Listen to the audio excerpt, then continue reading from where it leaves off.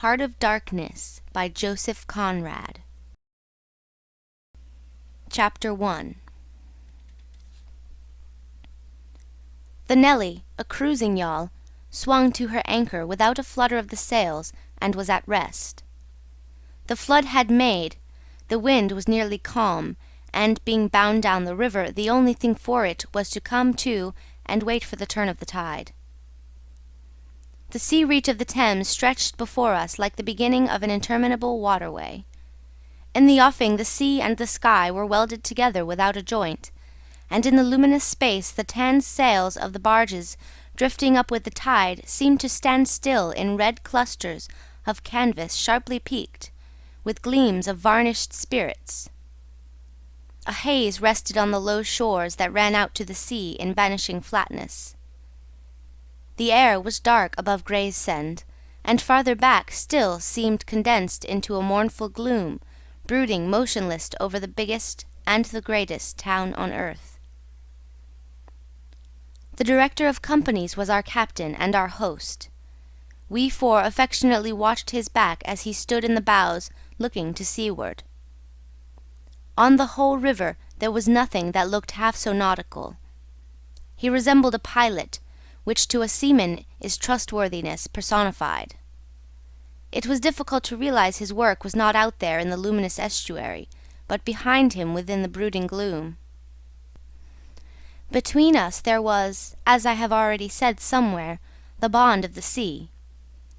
Besides holding our hearts together through long periods of separation, it had the effect of making us tolerant of each other's yarns, and even convictions. The lawyer, the best of old fellows, had, because of his many years and many virtues, the only cushion on deck, and was lying on the only rug. The accountant had brought out already a box of dominoes, and was toying architecturally with the bones. Marlow sat cross-legged right aft, leaning against the mizzen-mast. He had sunken cheeks, a yellow complexion, a straight back, an ascetic aspect, and, with his arms dropped, the palms of hands outwards, resembled an idol.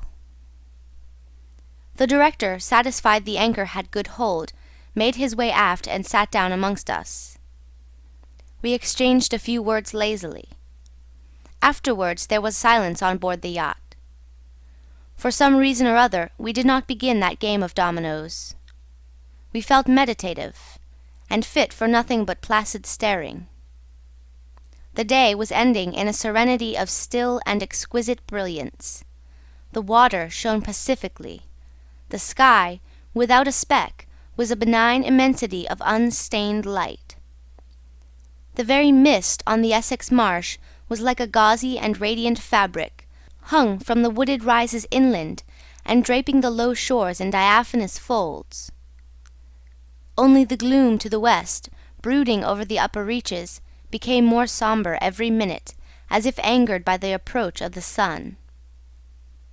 And at last, in its curved and imperceptible fall, the sun sank low, and from glowing white changed to a dull red, without rays and without heat, as if about to go out suddenly, stricken to death by the touch of that gloom brooding over a crowd of men.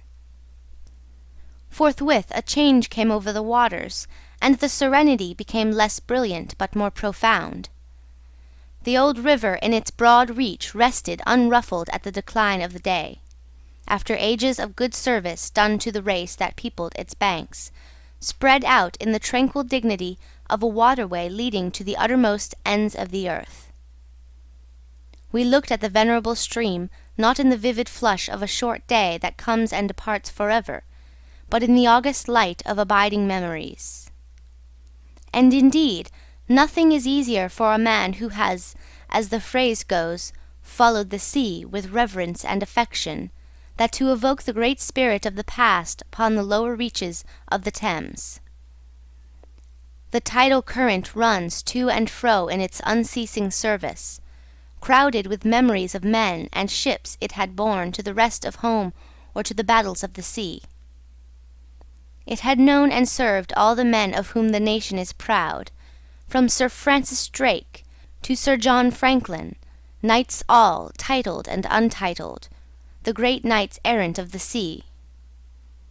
It had borne all the ships whose names are like jewels flashing in the night of time, from the Golden Hind, returning with her rotund flanks full of treasure, to be visited by the Queen's Highness and thus passed out of the gigantic tale, to the Erebus and Terror, bound on other conquests, and that never returned.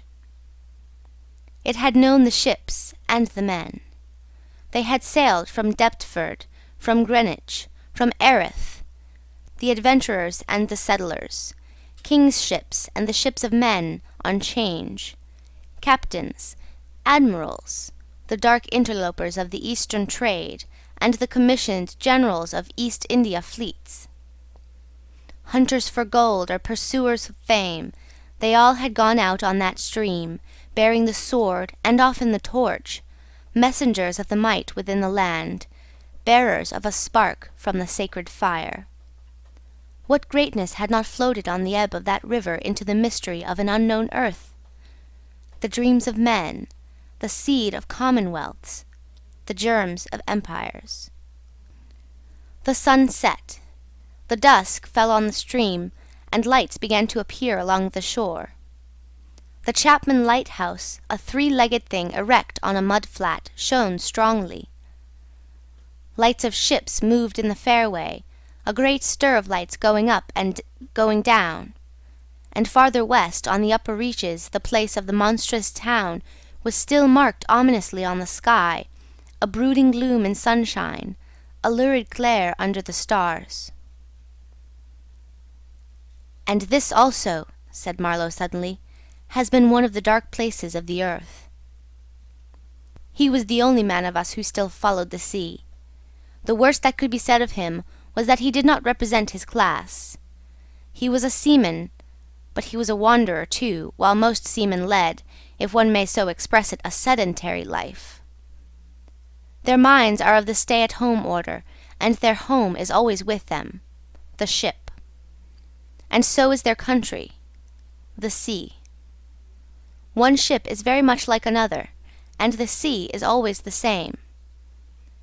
In the immutability of their surroundings the foreign shores, the foreign faces, the changing immensity of life glide past, veiled not by a sense of mystery, but by a slightly disdainful ignorance. For there is nothing mysterious to a seaman unless it be the sea itself, which is the mistress of his existence and as inscrutable as destiny. For the rest, after his hours of work, a casual stroll or a casual spree on shore suffices to unfold for him the secret of a whole continent, and generally he finds the secret not worth knowing.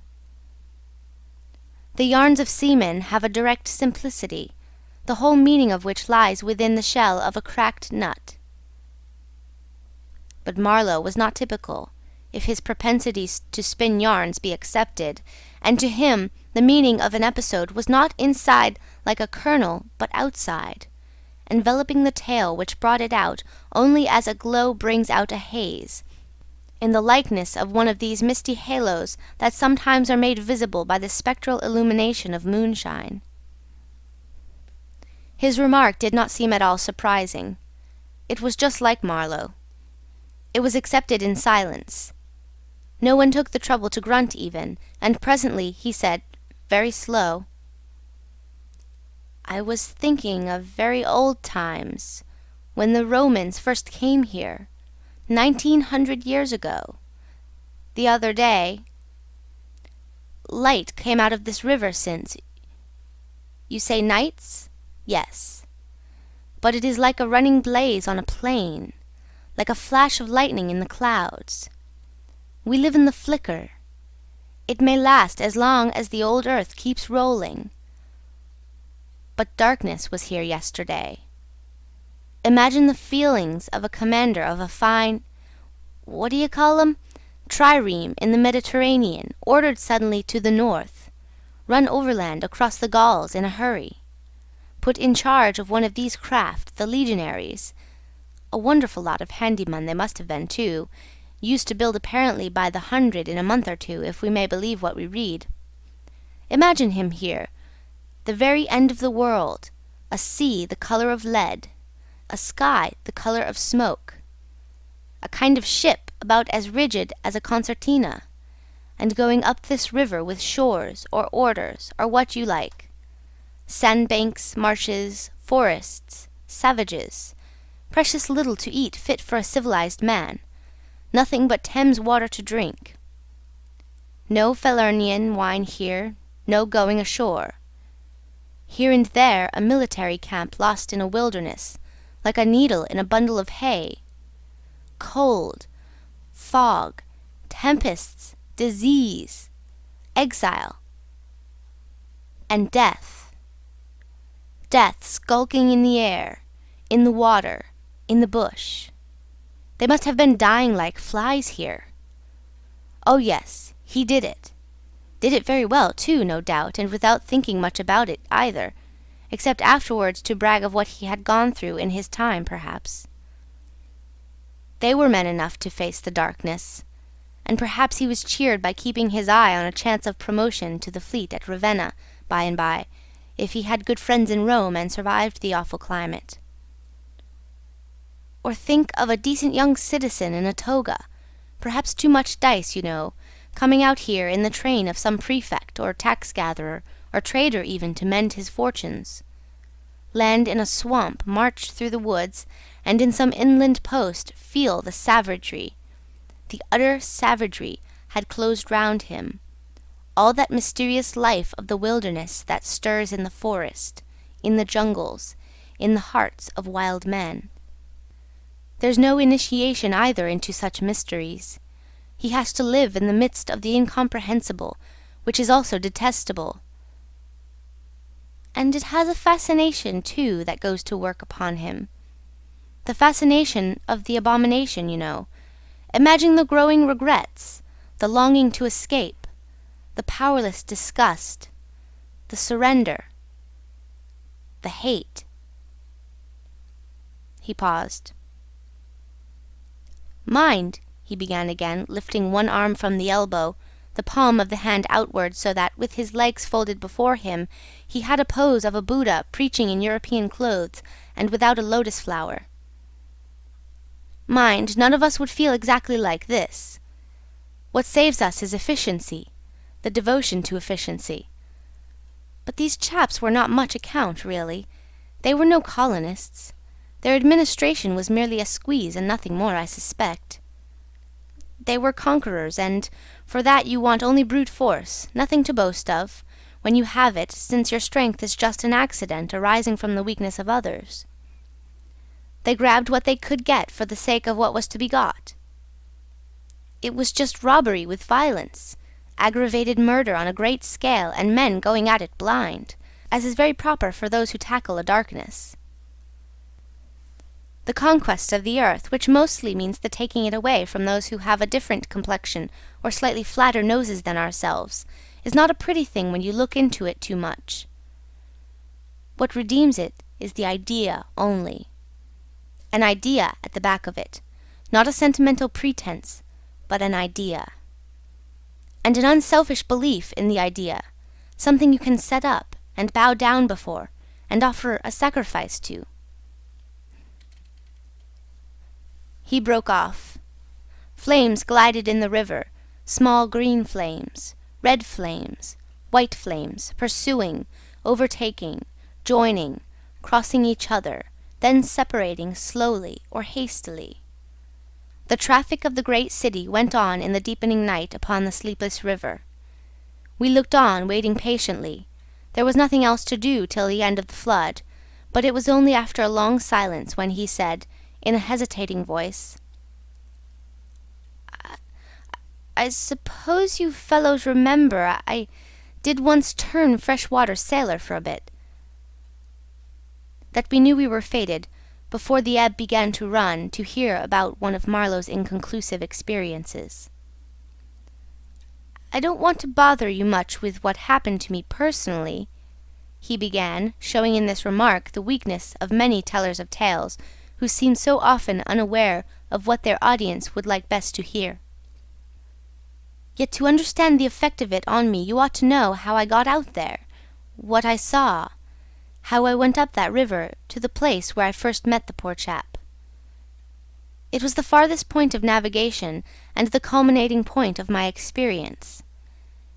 It seemed somehow to throw a kind of light on everything about me and into my thoughts. It was sombre enough, too, and pitiful, not extraordinary in any way, not very clear either. No, not very clear. And yet it seemed to throw a kind of light. I had then, as you remember, just returned to London after a lot of Indian Ocean, Pacific, China Seas, a regular dose of the East, 6 years or so, and I was loafing about, hindering you fellows in your work and invading your homes, just as though I had got a heavenly mission to civilize you. It was very fine for a time, but after a bit I did get tired of resting. Then I began to look for a ship. I should think the hardest work on earth. But the ships wouldn't even look at me, and I got tired of that game too. Now, when I was a little chap, I had a passion for maps. I would look for hours at South America, or Africa, or Australia, and lose myself in all the glories of exploration. At that time there were many blank spaces on the earth, and when I saw one that looked particularly inviting on a map, but they all look that, I would put my finger on it and say, "When I grow up, I will go there." The North Pole was one of these places, I remember. Well, I haven't been there yet, and shall not try now. The glamour's off. Other places were scattered about the hemispheres. I have been in some of them, and, well, we won't talk about that. But there was one yet, the biggest, the most blank, so to speak, that I had a hankering after. True, by this time it was not a blank space any more. It had got filled since my boyhood, with rivers and lakes and names. It had ceased to be a blank space of delightful mystery, a white patch for a boy to dream gloriously over. It had become a place of darkness. But there was in it one river especially, a mighty big river, that you could see on the map, resembling an immense snake, uncoiled, with its head in the sea, its body at rest, curving afar over a vast country, and its tail lost in the depths of the land. And as I looked at the map of it in a shop window, it fascinated me as a snake would a bird, a silly little bird. Then I remembered there was a big concern, a company for trade on that river. Dash it all, I thought to myself, they can't trade without using some kind of craft on that lot of fresh water. Steamboats! Why shouldn't I try to get a charge of one? I went along Fleet Street, but could not shake off the idea. The snake had charmed me. You understand, it was a continental concern, that trading society. But I have a lot of relations living on the continent, because it's cheap and not so nasty as it looks, they say. I'm sorry to own I began to worry them. This was already a fresh departure for me. I was not used to get things that way, you know. I always went my own road and on my own legs where I had a mind to go. I wouldn't have believed it of myself, but then, you see, I felt somehow I must get there, by hook or by crook. So I worried them. The men said, "My dear fellow," and did nothing. Then, would you believe it, I tried the women. I, Charlie Marlow, set the women to work, to get a job. Heavens! Well, you see, the notion drove me. I had an aunt, a dear enthusiastic soul. She wrote, "It will be delightful. I am ready to do anything for you. It is a glorious idea. I know the wife of a very high personage in the administration, and also a man who has lots of influence with, etc." She was determined to make no end of fuss to get me appointed skipper of a river steamboat, if such was my fancy. I got my appointment, of course, and I got it very quick. It appears the company had received news that one of their captains had been killed in a scuffle with the natives. This was my chance, and it made me the more anxious to go.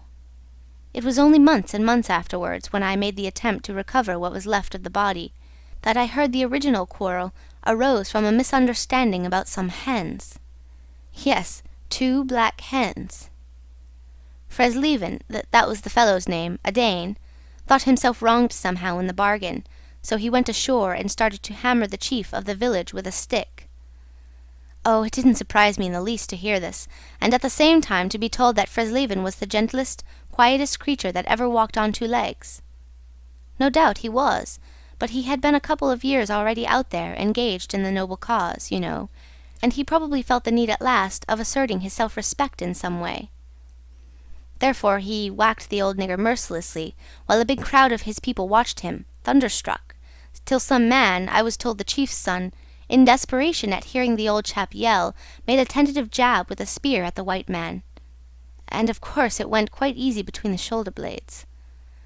Then the whole population cleared into the forest, expecting all kinds of calamities to happen, while on the other hand, the steamer Fresleven commanded left also in a bad panic, in charge of the engineer, I believe.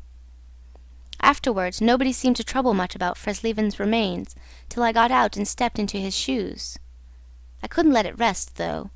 But when an opportunity offered at last to meet my predecessor, the grass growing through his ribs was tall enough to hide his bones. They were all there. The supernatural being had not been touched after he fell, and the village was deserted, the huts gaped black, rotting, all askew within the fallen enclosures. A calamity had come to it, sure enough. The people had vanished. Mad terror had scattered them, men, women, and children, through the bush, and they had never returned. What became of the hens I don't know either. I should think the cause of progress got them, anyhow. However, through this glorious affair I got my appointment, before I had fairly begun to hope for it. I flew around like mad to get ready, and before 48 hours I was crossing the channel to show myself to my employers, and sign the contract. In a very few hours I arrived in a city that always makes me think of a whited sepulchre. Prejudice, no doubt. I had no difficulty in finding the company's offices. It was the biggest thing in the town, and everybody I met was full of it. They were going to run an oversea empire and make no end of coin by trade. A narrow and deserted street in deep shadow, high houses, innumerable windows with Venetian blinds, a dead silence, grass sprouting right and left, immense double doors standing ponderously ajar. I slipped through one of these cracks, went up a swept and ungarnished staircase, as arid as a desert, and opened the first door I came to. Two women, one fat and the other slim, sat on straw-bottomed chairs knitting black wool. The slim one got up and walked straight at me, still knitting with downcast eyes, and only just as I began to think of getting out of her way, as you would for a somnambulist, stood still and looked up. Her dress was as plain as an umbrella cover, and she turned round without a word and preceded me into a waiting-room. I gave my name and looked about. Deal table in the middle, plain chairs all around the walls, on one end a large shining map marked with all the colours of a rainbow. There was a vast amount of red, good to see at any time, because one knows that some real work is done in there, a deuce of a lot of blue, a little green, smears of orange, and, on the east coast, a purple patch, to show where the jolly pioneers of progress drink the jolly lager beer. However, I wasn't going into any of these. I was going into the yellow, dead in the centre, and the river was there, fascinating, deadly, like a snake. Ugh! A door opened.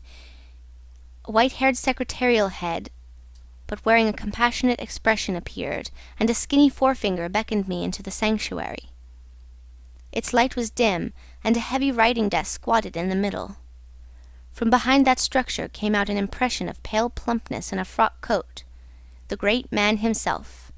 He was 5'6", I should judge, and had his grip on the handle end of ever so many millions. He shook hands, I fancy, murmured vaguely, was satisfied with my French. Bon voyage. In about 45 seconds I found myself again in the waiting-room, with the compassionate secretary, who, full of desolation and sympathy, made me sign some document. I believed I undertook, amongst other things, not to disclose any trade secrets. Well, I am not going to. I began to feel slightly uneasy. You know, I am not used to such ceremonies, and there was something ominous in the atmosphere. It was just as though I had been let into some conspiracy. I don't know, something not quite right, and I was glad to get out. In the outer room the two women knitted black wool feverishly. People were arriving, and the younger one was walking back and forth introducing them. The old one sat on her chair. Her flat cloth slippers were propped up on a foot-warmer, and a cat reposed on her lap. She wore a starched white affair on her head, and had a wart on one cheek, and silver-rimmed spectacles hung on the tip of her nose. She glanced at me above the glasses. The swift and indifferent placidity of that look troubled me. Two youths with foolish and cheery countenances were being piloted over, and she threw at them the same quick glance of unconcerned wisdom. She seemed to know all about them and about me, too. An eerie feeling came over me. She seemed uncanny and fateful. Often far away there I thought of these two, guarding the door of darkness, knitting black wool as for a warm pall, one introducing continuously to the unknown, the other scrutinizing the cheery and foolish faces with unconcerned old eyes. Ave, old knitter of black wool, morituri te salutant. Not many of those she looked at ever saw her again, not half by a long way. There was yet a visit to the doctor. A simple formality, assured me the secretary, with an air of taking an immense part in all my sorrows. Accordingly, a young chap wearing his hat over the left eyebrow, some clerk, I suppose, there must have been clerks in the business, though the house was as still as a house in a city of the dead, came from somewhere upstairs and led me forth. He was shabby and careless, with ink stains on the sleeves of his jacket, and his cravat was large and billowy, under a chin shaped like the toe of an old boot. It was a little too early for the doctor, so I proposed a drink, and thereupon he developed a vein of joviality. As we sat over our vermouths, he glorified the company's business, and by I expressed casually my surprise at him not going out there. He became very cool and collected all at once. "I am not such a fool as I look," quoth Plato to his disciples, he said sententiously, emptied his glass with great resolution, and we rose. The old doctor felt my pulse, evidently thinking of something else the while. Good for there," he mumbled, and then, with a certain eagerness, asked me whether I would let him measure my head. Rather surprised, I said yes, when he produced a thing like calipers and got the dimensions, back and front and every way, taking notes carefully.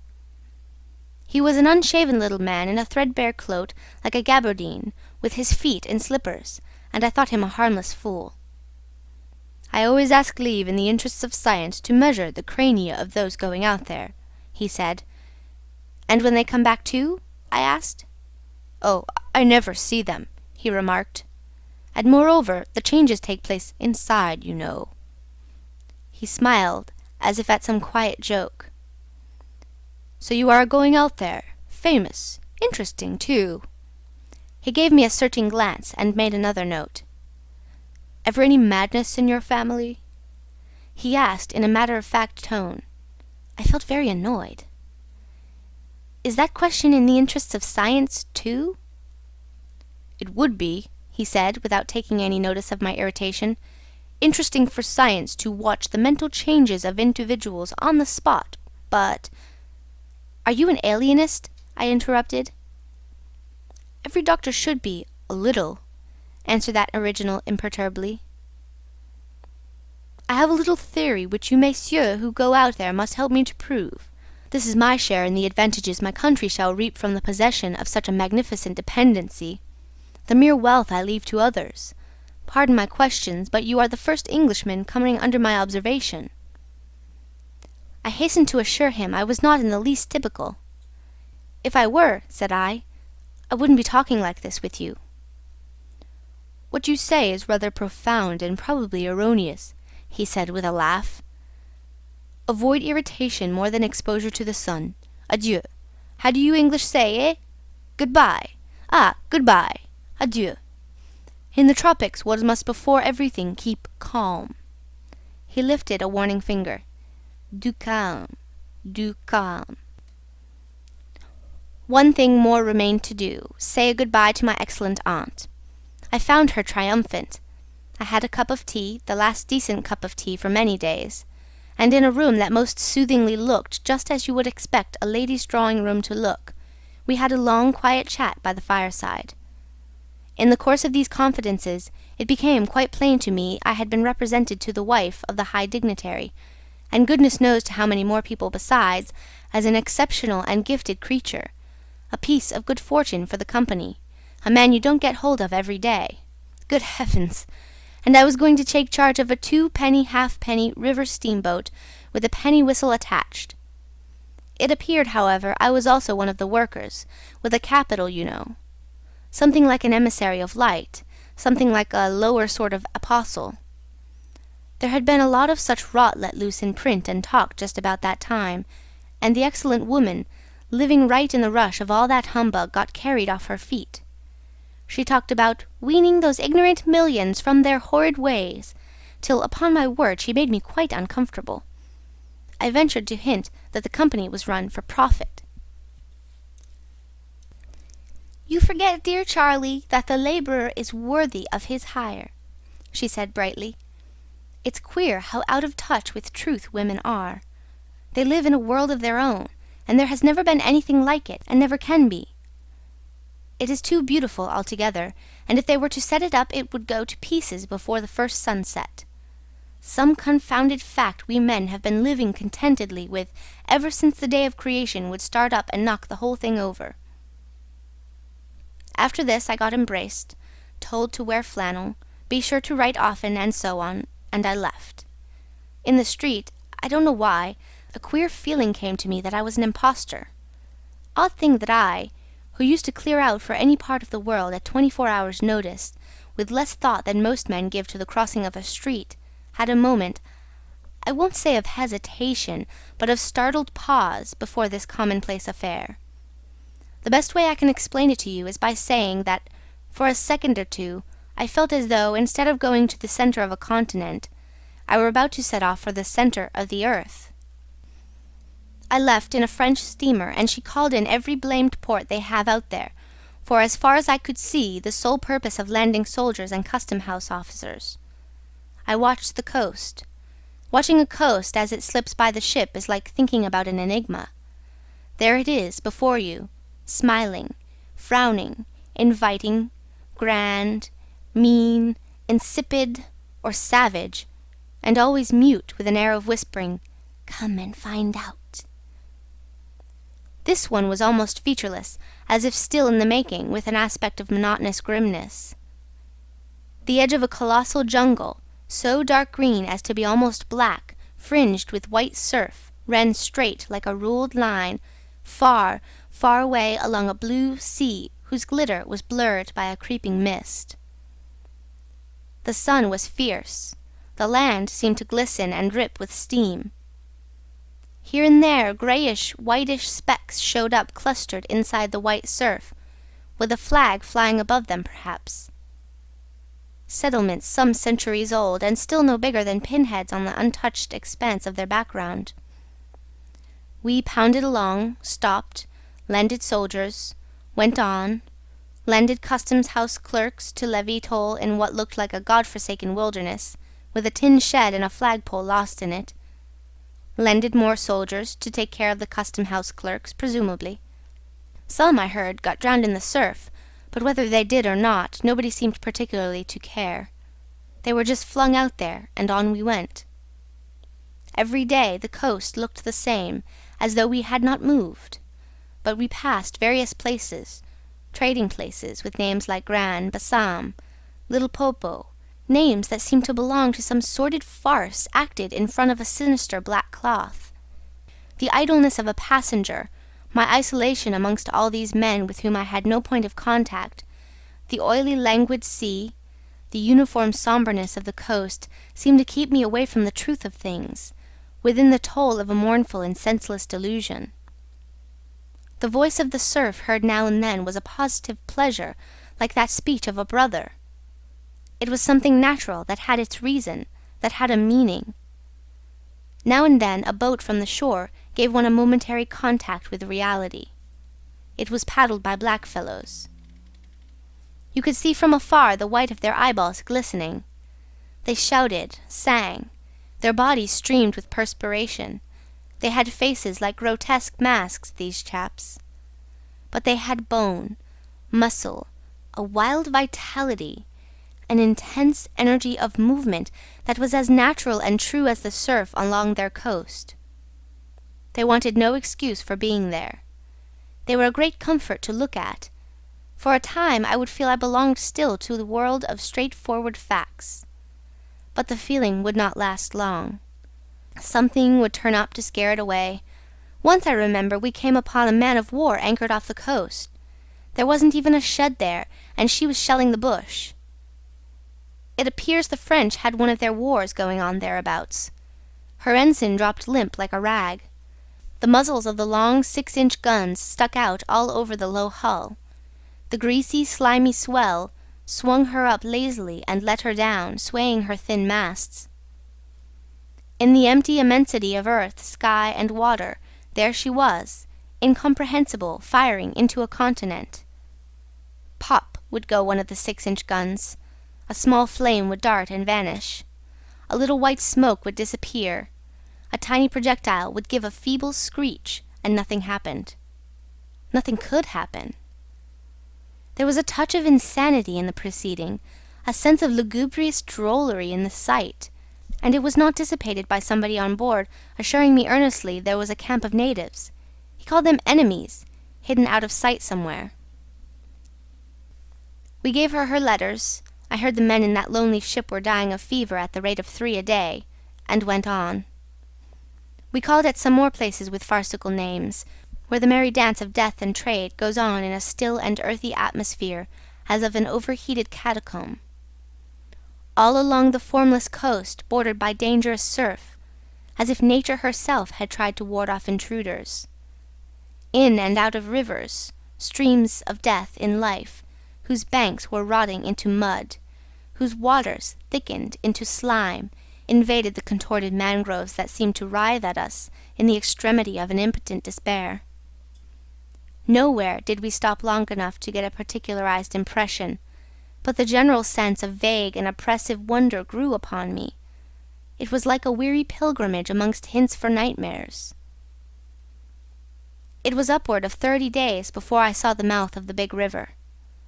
We anchored off the seat of the government, but my work would not begin till some 200 miles further on, so as soon as I could, I made a start for a place 30 miles higher up.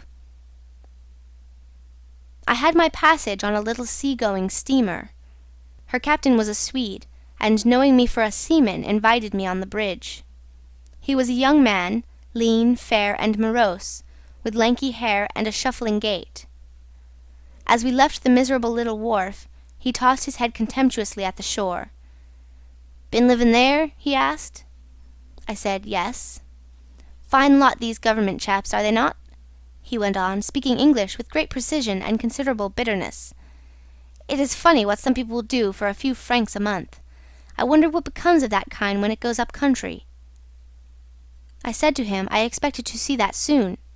"So, he exclaimed. He shuffled athwart, keeping one eye ahead vigilantly. "Don't be too sure," he continued. "The other day I took up a man who hanged himself on the road.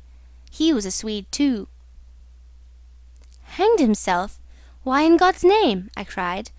He kept on looking out watchfully. "Who knows? The sun too much for him, or the country perhaps." At last we opened a reach. A rocky cliff appeared, mounds of turned-up earth by the shore, houses on a hill, others with iron roofs amongst a waste of excavations, or hanging to the declivity.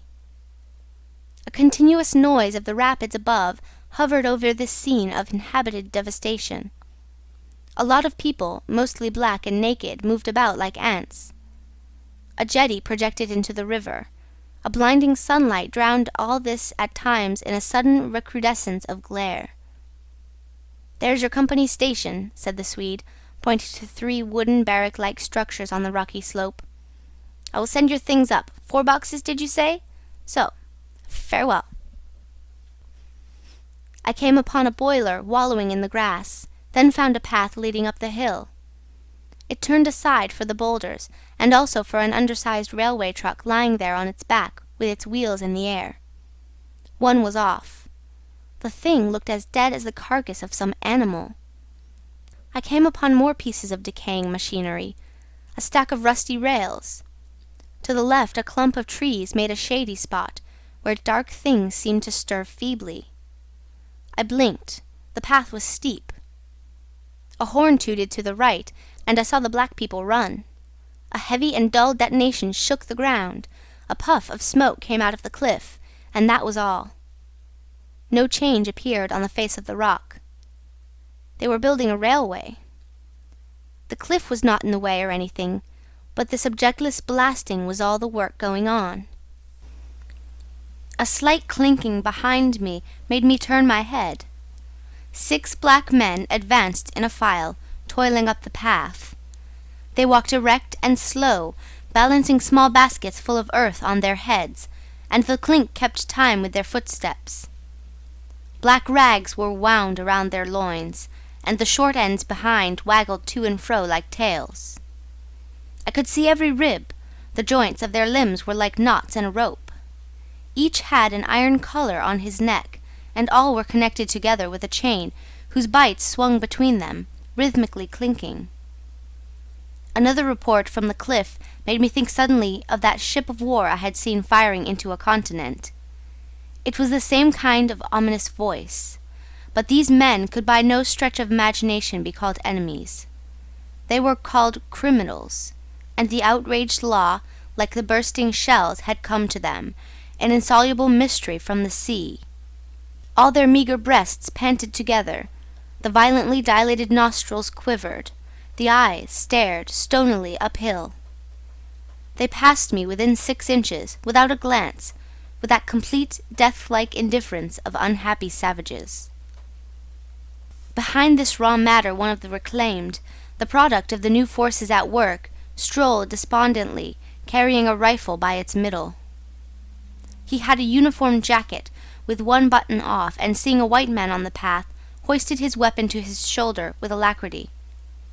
This was simple prudence, white men being so much alike at a distance that he could not tell who I might be. He was speedily reassured, with a large, white, rascally grin, and a glance at his charge seemed to take me into partnership in his exalted trust. After all, I also was a part of the great cause of these high and just proceedings. Instead of going up, I turned and descended to the left. My idea was to let that chain gang get out of sight before I climbed the hill. You know, I am not particularly tender. I've had to strike and to fend off. I've had to resist and to attack sometimes. That's only one way of resisting, without counting the exact cost according to the demands of such sort of life as I had blundered into. I've seen the devil of violence, and the devil of greed, and the devil of hot desire. But by all the stars, these were strong, lusty, red-eyed devils that swayed and drove men. Men, I tell you. But as I stood on this hillside, I foresaw that in the blinding sunshine of that land I would become acquainted with a flabby, pretending, weak-eyed devil of a rapacious and pitiless folly. How insidious he could be, too, I was only to find out several months later and 1,000 miles farther. For a moment I stood appalled, as though by a warning. Finally, I descended the hill obliquely toward the trees I had seen.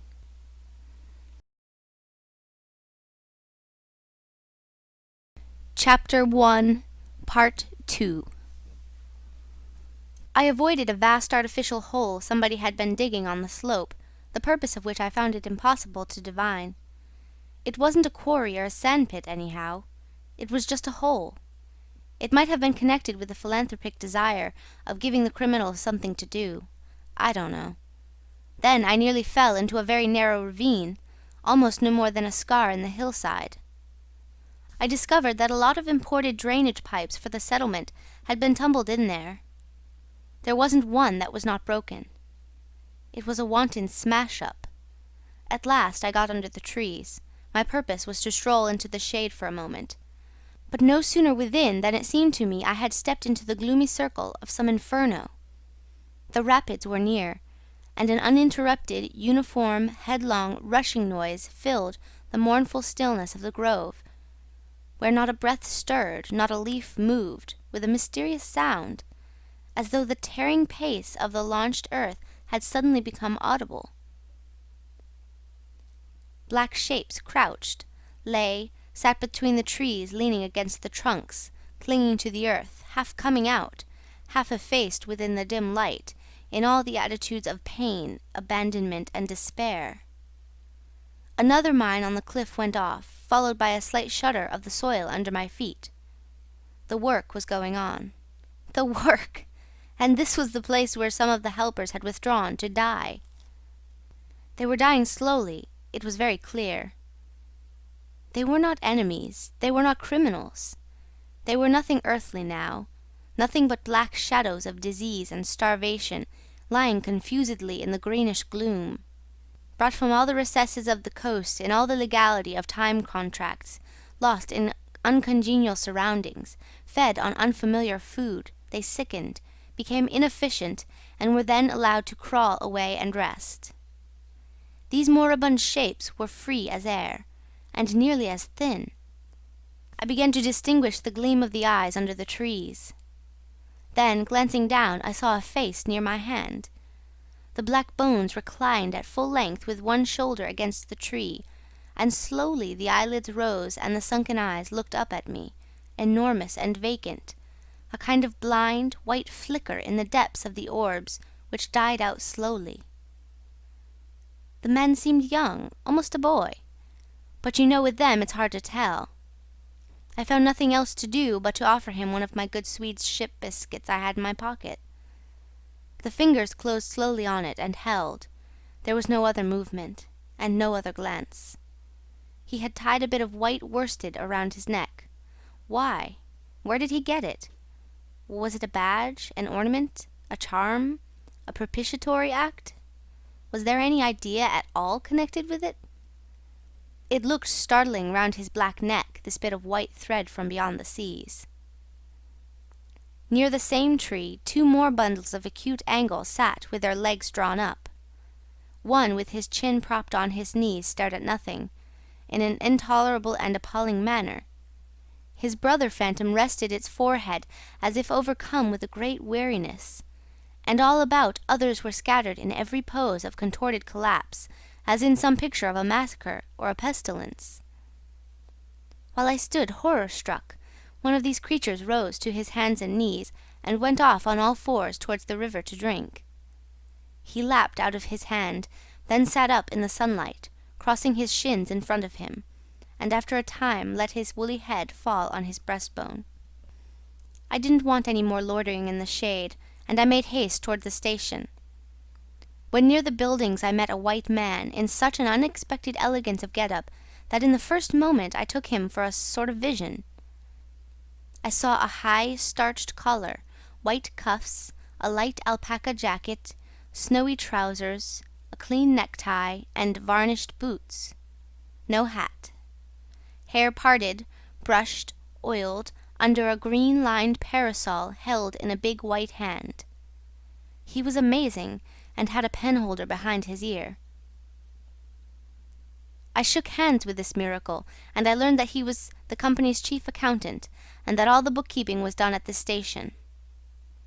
He had come out for a moment, he said, to get a breath of fresh air. The expression sounded wonderfully odd, with its suggestion of sedentary desk life.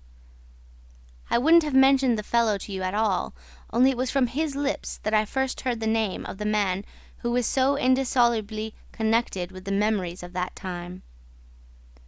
Moreover, I respected the fellow. Yes, I respected his collars, his vast cuffs, his brushed hair. His appearance was certainly that of a hairdresser's dummy, but in the great demoralization of the land he kept up his appearance. That's backbone. His starched collars and got-up shirt fronts were achievements of character. He had been out nearly 3 years, and, later, I could not help asking him how he managed to sport such linen. He had just the faintest blush, and said modestly, "I've been teaching one of the native women about the station. It was difficult. She had a distaste for the work." Thus this man had verily accomplished something, and he was devoted to his books, which were in apple pie order. Everything else in the station was in a muddle: heads, things, buildings. Strings of dusty niggers with splay feet arrived and departed. A stream of manufactured goods, rubbishy cottons, beads, and brass wire set into the depths of darkness, and in return came a precious trickle of ivory. I had to wait in the station for 10 days. An eternity! I lived in a hut in the yard, but to be out of the chaos I would sometimes get into the accountant's office. It was built out of horizontal planks, and so badly put together that as he bent over his high desk he was barred from neck to heels with narrow strips of sunlight. There was no need to open the big shutter to see. It was hot there, too. Big flies buzzed fiendishly and did not sting, but stabbed. I sat generally on the floor, while of faultless appearance, and even slightly scented, perching on a high stool, he wrote. Sometimes he stood up for exercise. When a truckle bed with a sick man, some invalid agent from up country, was put in there, he exhibited a gentle annoyance. "The groans of this sick person," he said, "distract my attention, and without that it is extremely difficult to guard against clerical errors in this climate." One day he remarked, without lifting his head, "In the interior you will no doubt meet Mr. Kurtz." On my asking who Mr. Kurtz was, he said he was a first-class agent; and seeing my disappointment at this information, he added slowly, laying down his pen, "He is a very remarkable person." Further questions elicited from him that Mr. Kurtz was at present in charge of a trading post, a very important one, in the true ivory country, at the very bottom of there. Sends in as much ivory as all the others put together. He began to write again. The sick man was too ill to groan. The flies buzzed in a great peace. Suddenly there was a growing murmur of voices and a great tramping of feet. A caravan had come in. A violent babble of uncouth sounds burst out on the other side of the planks. All the carriers were speaking together, and in the midst of the uproar the lamentable voice of the chief agent was heard, giving it up, tearfully for the 20th time that day. He rose slowly. "What a frightful row," he said. He crossed the room gently to look at the sick man, and returning said to me, "He does not hear." "What? Dead?" I asked, startled. "No, not yet," he answered with great composure. Then, alluding with a toss of the head to the tumult in the station yard, "When one has got to make correct entries, one comes to hate those savages, hate them to death." He remained thoughtful for a moment. "When you see Mr. Kurtz," he went on, "tell him from me that everything here," he glanced at the deck, "is very satisfactory. I don't like to write to him with those messengers of ours, you never know who may get hold of your letter, at that central station." He stared at me for a moment with his mild, bulging eyes. "Oh, he will go far, very far," he began again. "He will be a somebody in the administration before long. They, above the council in Europe, you know, mean him to be." He turned to his work. The noise outside had ceased, and presently, in going out, I stopped at the door. In the steady buzz of flies, the homeward-bound agent was lying finished and insensible. The other, bent over his books, was making correct entries of perfectly correct transactions. And 50 feet below the doorstep I could see the still tree-tops of the Grove of Death. Next day I left that station at last, with a caravan of 60 men, for a 200-mile tramp. No use telling you much about that. Paths everywhere. A stamped-in network of paths spreading over the empty land, through the long grass, through burnt grass, through thickets, down and up chilly ravines, up and down stony hills ablaze with heat. And a solitude. Nobody, not a hut. The population had cleared out a long time ago.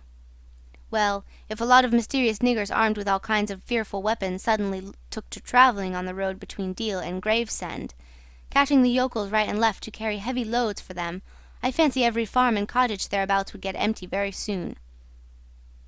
Only here the dwellings were gone too.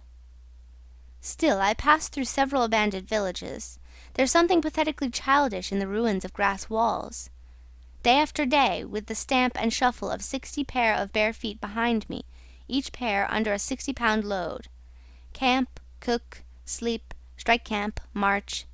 Now and then a carrier dead in harness, at rest in the long grass near the path, with an empty water-gourd and his long staff lying by his side. A great silence around and above. Perhaps on some quiet night the tremor of far-off drums, sinking, swelling, a tremor vast, faint. A sound weird, appealing, suggestive, and wild, and perhaps with as profound a meaning as the sound of bells in a Christian country. Once a white man in an unbuttoned uniform, camping on the path with an armed escort of lank Zanzibaris, very hospitable and festive, not to say drunk, was looking after the upkeep of the road, he declared. Can't say I saw any road or any upkeep, unless the body of a middle-aged Negro with a bullet hole in the forehead, upon which I absolutely stumbled 3 miles farther on, may be considered as a permanent improvement. I had a white companion too, not a bad chap, but rather too fleshy, and with the exasperating habit of fainting in the hot hillsides, miles away from the least bit of shade and water. Annoying, you know, to hold your own coat like a parasol over a man's head while he is coming to. I couldn't help asking him once what he meant by coming there at all. To make money, of course. What do you think? He said scornfully. Then he got fever and had to be carried in a hammock slung under a pole. As he weighed 16 stone, I had no end of rows with the carriers. They jibbed, ran away, sneaked off with their loads in the night. Quite a mutiny. So one evening I made a speech in English with gestures, not one of which was lost to the 60 pairs of eyes before me, and the next morning I started the hammock off in front all right. An hour afterwards I came upon the whole concern wrecked in a bushman, hammock, roans, blankets, horrors. The heavy pole had skinned his poor nose. He was very anxious for me to kill somebody, but there wasn't the shadow of a carrier near. I remembered the old doctor. It would be interesting for science to watch the mental changes of individuals on the spot. I felt I was becoming scientifically interesting. However, all that is to no purpose. On the 15th day I came in sight of the big river again, and hobbled into the central station. It was on a backwater surrounded by scrub and forest, with a pretty border of smelly mud on one side, and on the 3 others enclosed by a crazy fence of rushes. A neglected gap was all the gate it had, and the first glance at the place was enough to let you see the flabby devil was running that show. White men with long staves in their hands appeared languidly from amongst the buildings, strolling up to take a look at me, and then retired out of sight somewhere.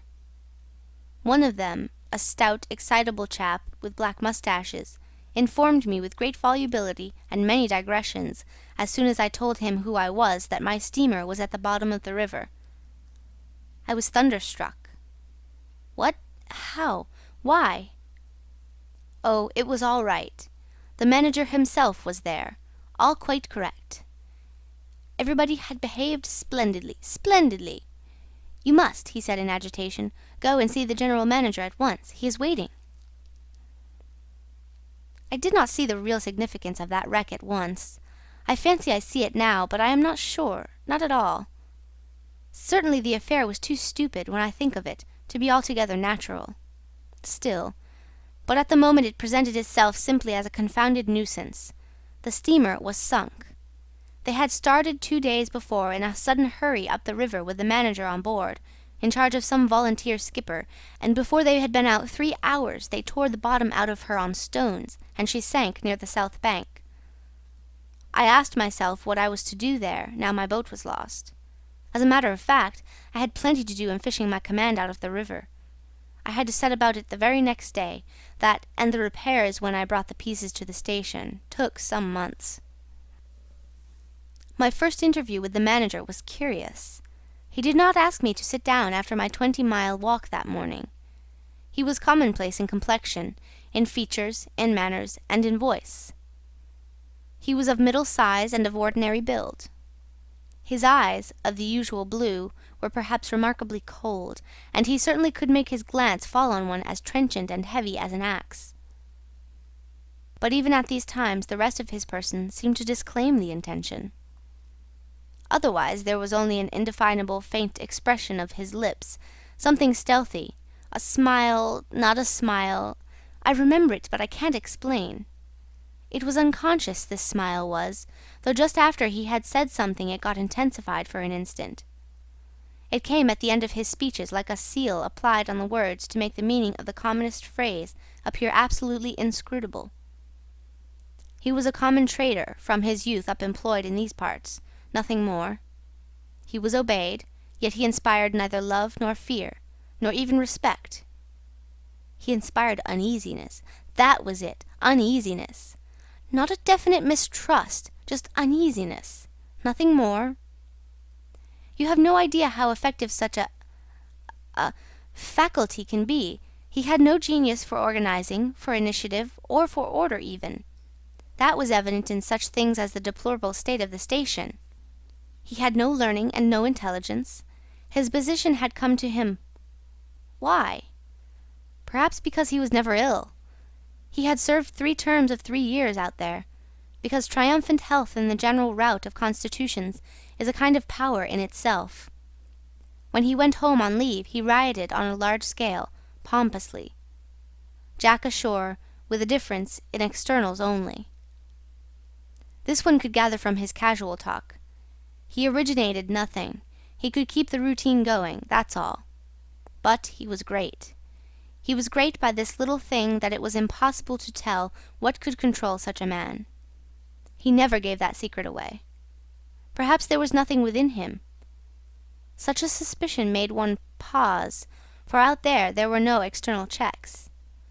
Once, when various tropical diseases had laid low almost every agent in the station, he was heard to say, "Men who come out here should have no entrails." He sealed the utterance with that smile of his, as though it had been a door opening into a darkness he had in his keeping. You fancy you had seen things, but the seal was on. When annoyed at meal-times by the constant quarrels of the white men about precedence, he ordered an immense round table to be made, for which a special house had to be built. This was the station's mess-room. Where he sat was the first place. The rest were nowhere. One felt this to be his unalterable conviction. He was neither civil nor uncivil. He was quiet. He allowed his boy, an overfed young negro from the coast, to treat the white men under his very eyes with provoking insolence. He began to speak as soon as he saw me. I had been very long on the road. He could not wait. He had to start without me. The upriver stations had to be relieved. There had been so many delays already that he did not know who was dead and who was alive, and how they got on, and so on, and so on. He paid no attention to my explanations, and playing with a stick of sealing-wax, repeated several times that the situation was very grave, very grave. There were rumours that a very important station was in jeopardy, and its chief, Mr. Kurtz, was ill. He hoped it was not true. Mr. Kurtz was... I felt weary and irritable. Hang Kurtz, I thought. I interrupted him by saying I had heard of Mr. Kurtz on the coast. "Ah, so they talk of him down there," he murmured to himself. Then he began again, assuring me Mr. Kurtz was the best agent he had, an exceptional man, of the greatest importance to the company.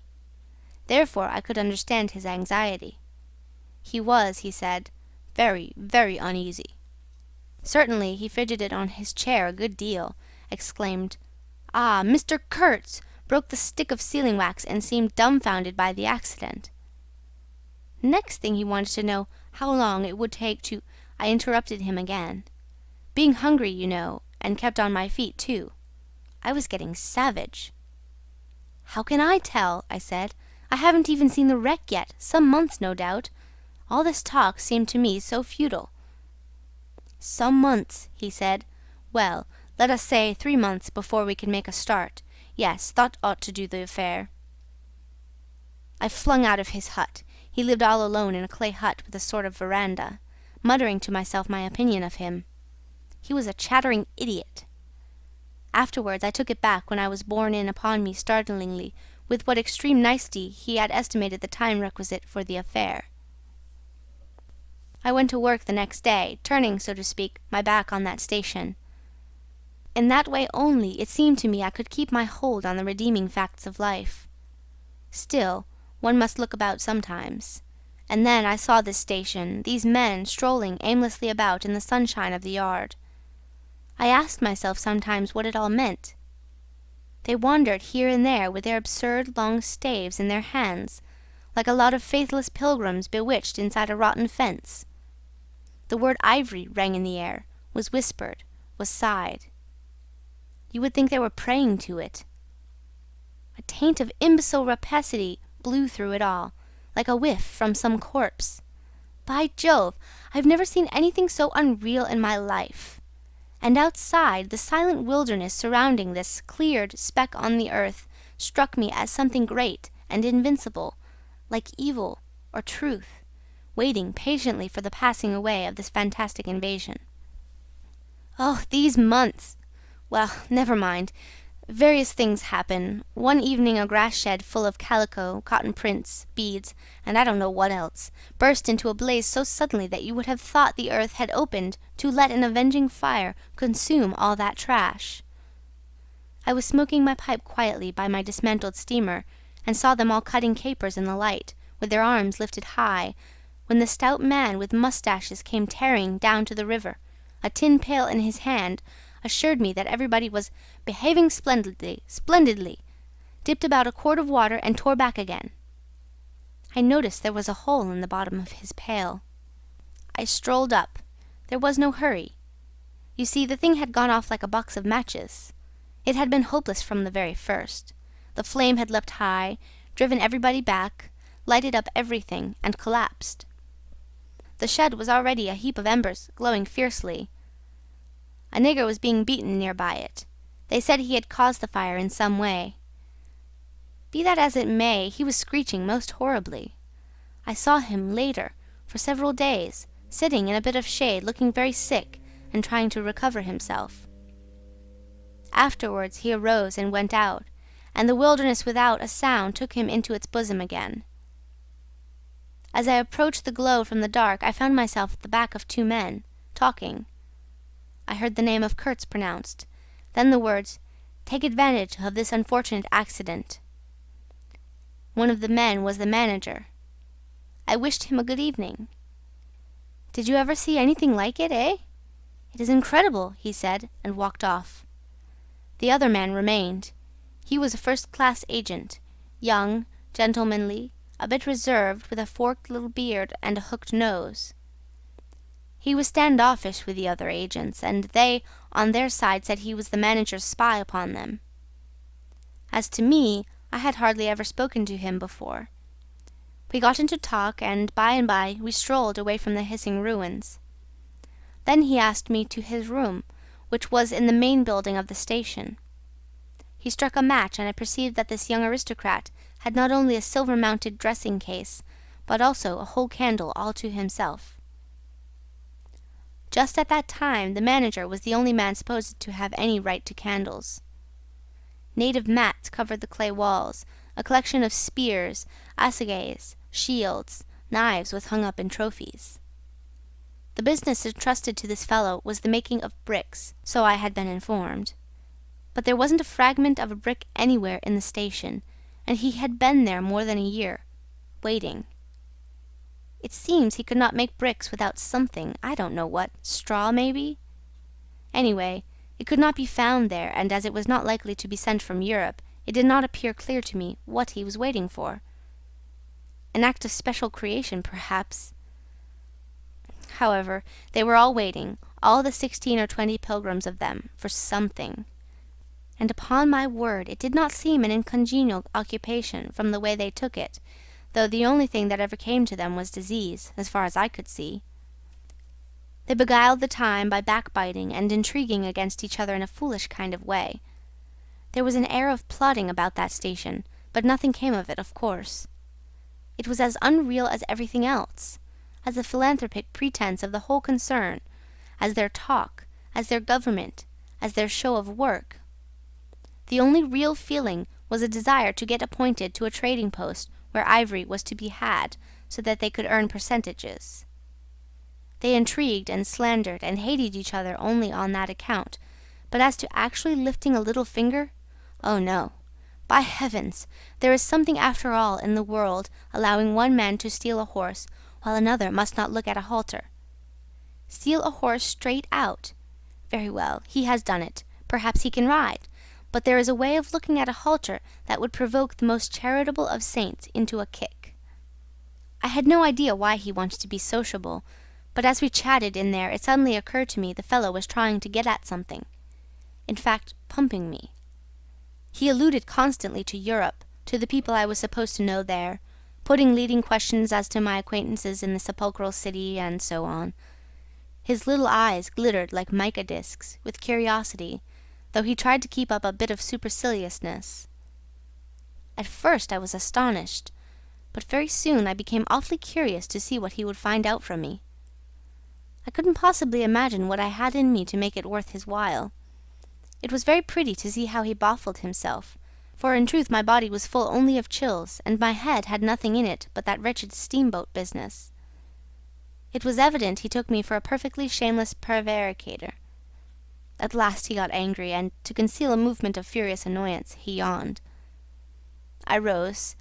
Then I noticed a small sketch in oils on a panel representing a woman draped and blindfolded, carrying a lighted torch. The background was sombre, almost black. The movement of the woman was stately, and the effect of the torchlight on the face was sinister. It arrested me, and he stood by civilly, holding an empty half-pint champagne bottle, medical comforts, with the candle stuck in it. To my question he said Mr. Kurtz had painted this, in this very station more than a year ago, while waiting for means to go to his trading post. "Tell me, pray," said I, "who is this Mr. Kurtz?" "The chief of the inner station," he answered in a short tone, looking away.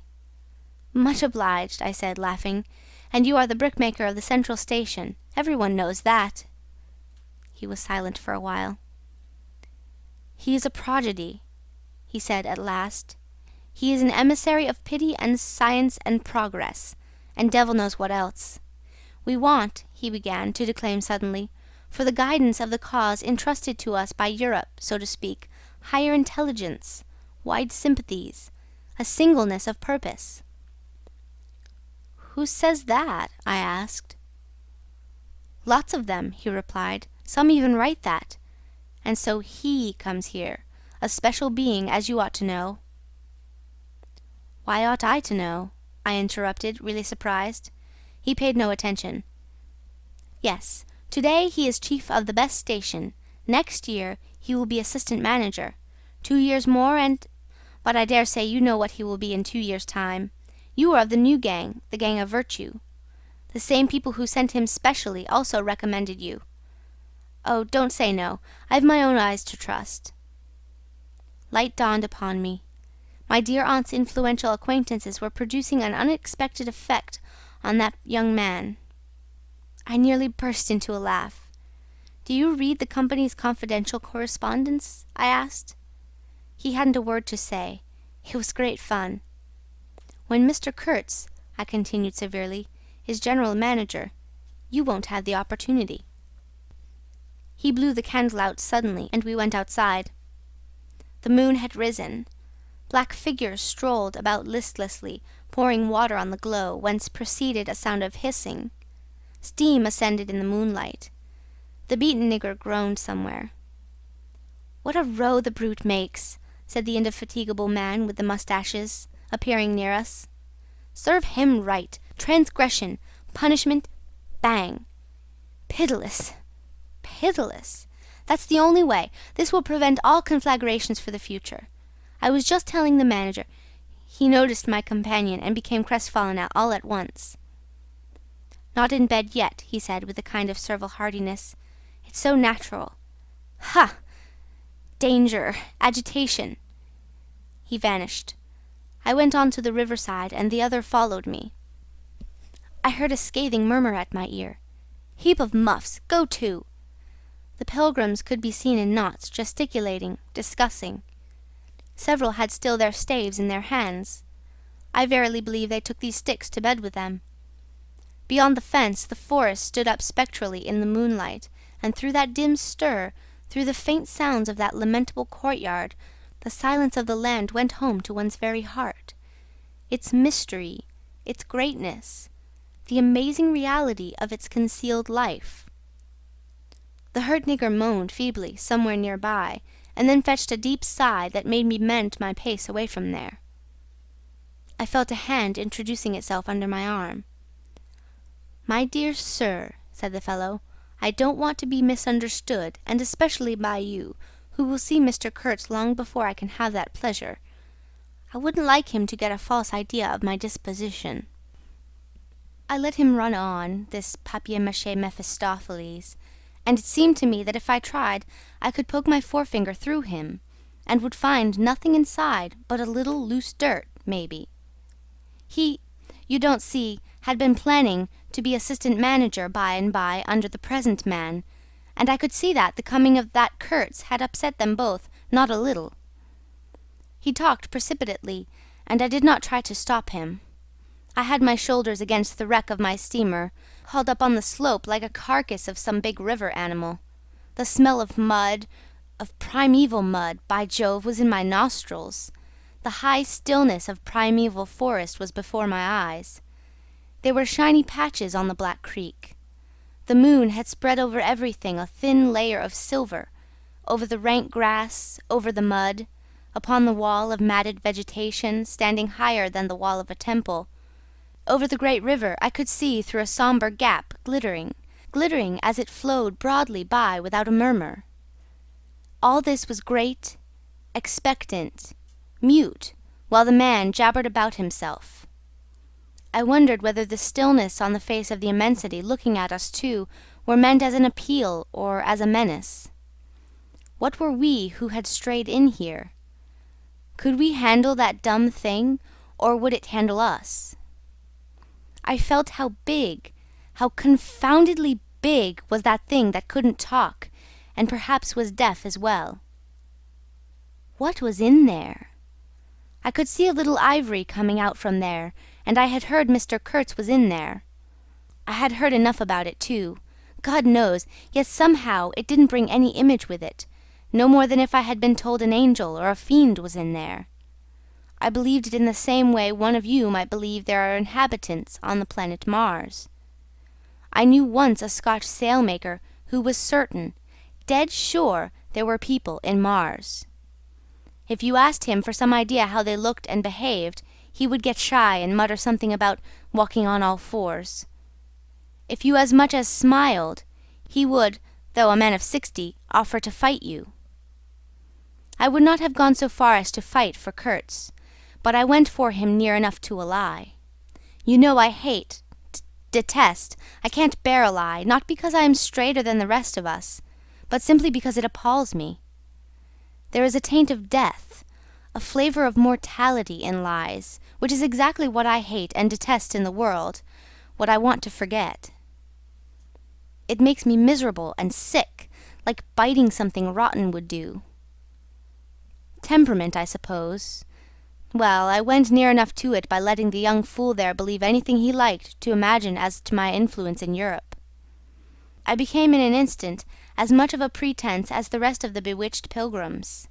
This simply because I had a notion it somehow would be of help to that Kurtz, whom at the time I did not see, you understand.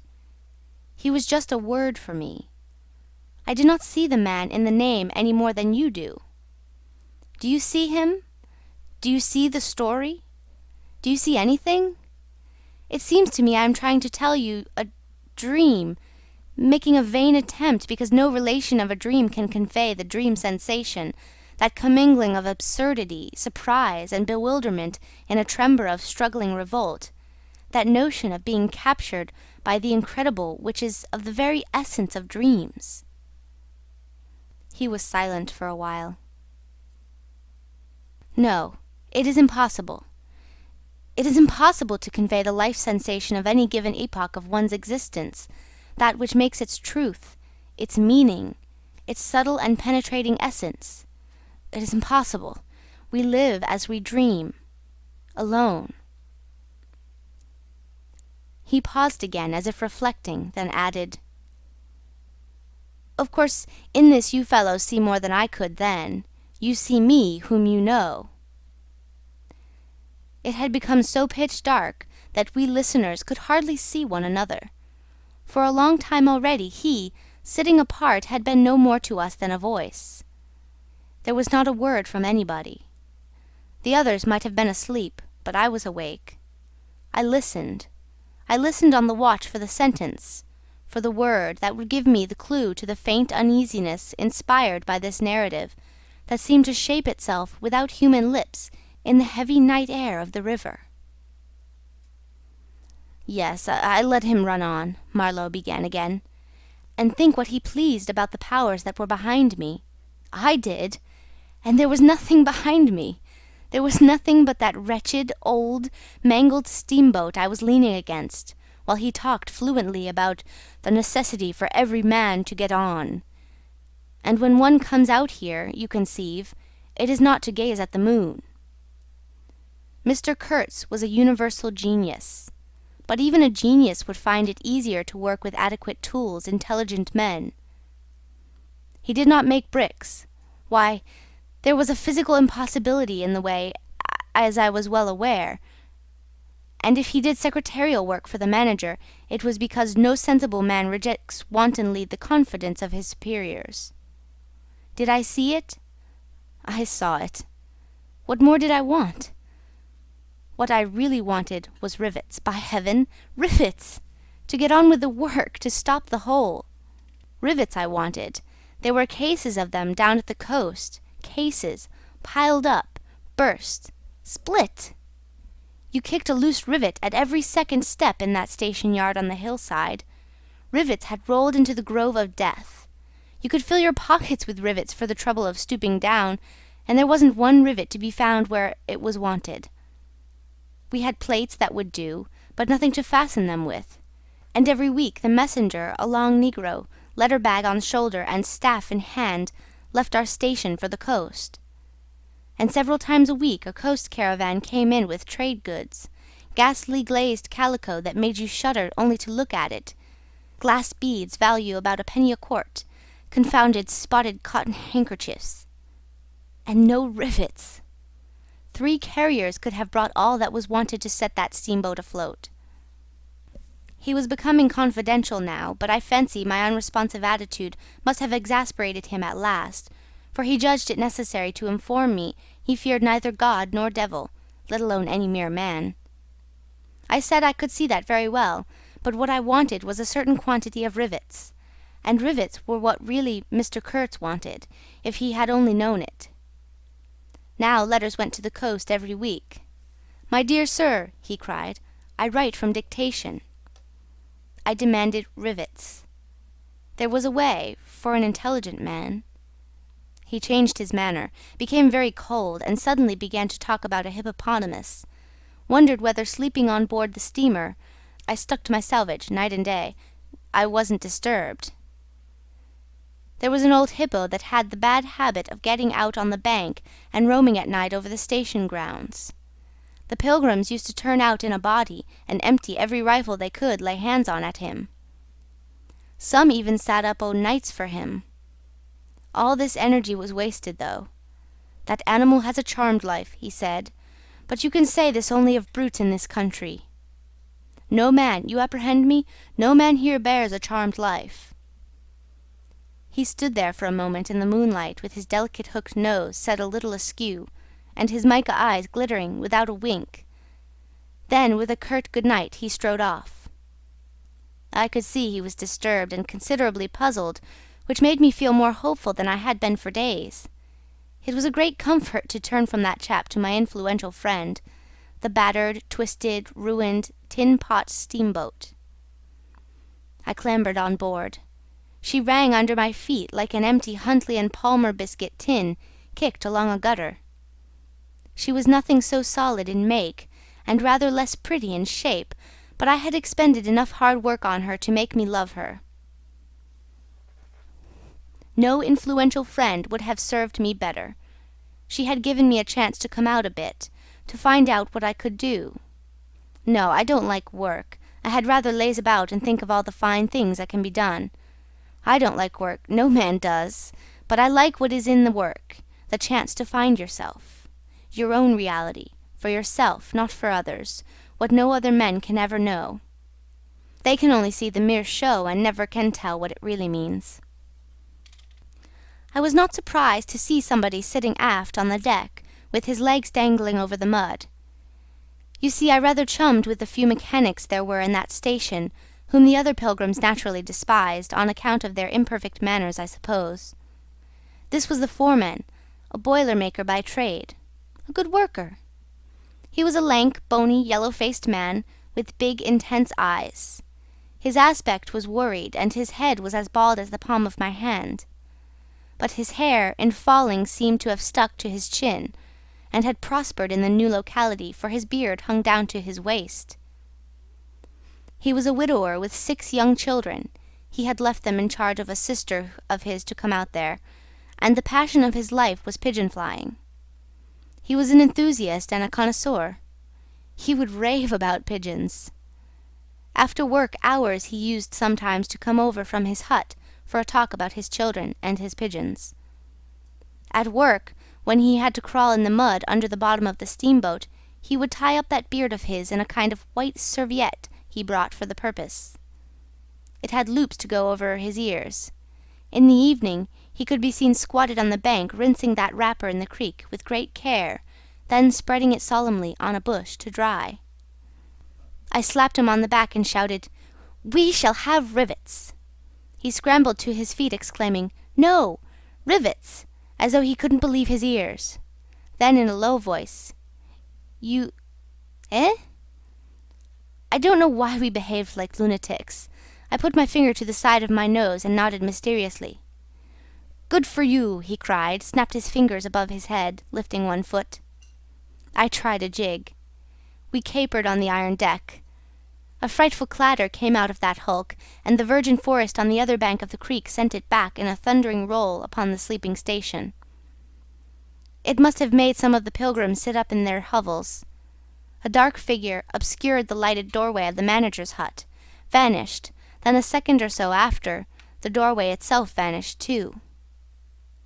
We stopped, and the silence driven away by the stamping of our feet flowed back again from the recesses of the land. The great wall of vegetation, an exuberant and entangled mass of trunks, branches, leaves, boughs, festoons, motionless in the moonlight, was like a rioting invasion of soundless life, a rolling wave of plants, piled up, crested, ready to topple over the creek, to sweep every little man of us out of his little existence. And it moved not. A deadened burst of mighty splashes and snorts reached us from afar, as though an ichthyosaurus had been taking a bath of glitter in the great river. "After all," said the boiler-maker in a reasonable tone, "why shouldn't we get the rivets?" "Why not, indeed? I did not know of any reason why we shouldn't." "They'll come in 3 weeks," I said confidently. But they didn't. Instead of rivets there came an invasion, an infliction, a visitation. It came in sections during the next 3 weeks, each section headed by a donkey carrying a white man in new clothes and tan shoes, bowing from that elevation right and left to the impressed pilgrims. A quarrelsome band of footsore, sulky niggers trod on the heels of the donkey. A lot of tents, camp stools, tin boxes, white cases, brown bales would be shot down in the courtyard, and the air of mystery would deepen a little over the muddle of the station. 5 such installments came, with their absurd air of disorderly flight, with the loot of innumerable outfit shops and provision stores, that one would think they were lugging after a raid into the wilderness for equitable division. It was an inextricable mess of things decent in themselves, but that human folly made look like the spoils of thieving. This devoted band called itself the El Dorado Exploring Expedition, and I believe they were sworn to secrecy. Their talk, however, was the talk of sordid buccaneers. It was reckless without hardihood, greedy without audacity, and cruel without courage. There was not an atom of foresight or of serious intention in the whole batch of them, and they did not seem aware these things are wanted for the work of the world. To tear treasure out of the bowels of the land was their desire, with no more moral purpose at the back of it than there is in burglars breaking into a safe. Who paid the expenses of the noble enterprise, I don't know, but the uncle of our manager was leader of that lot. In exterior he resembled a butcher in a poor neighbourhood, and his eyes had a look of sleepy cunning. He carried his fat paunch with ostentation on his short legs, and during the time his gang infested the station spoke to no one but his nephew. You could see these two roaming about all day long with their heads close together in an everlasting confab. I had given up worrying myself about the rivets. One's capacity for that kind of folly is more limited than you would suppose. I said hang, and let things slide. I had plenty of time for meditation, and now and then I would give some thought to Kurtz. I wasn't very interested in him. No. Still, I was curious to see whether this man, who had come out equipped with moral ideas of some sort, would climb to the top after all, and how he would set about his work when there.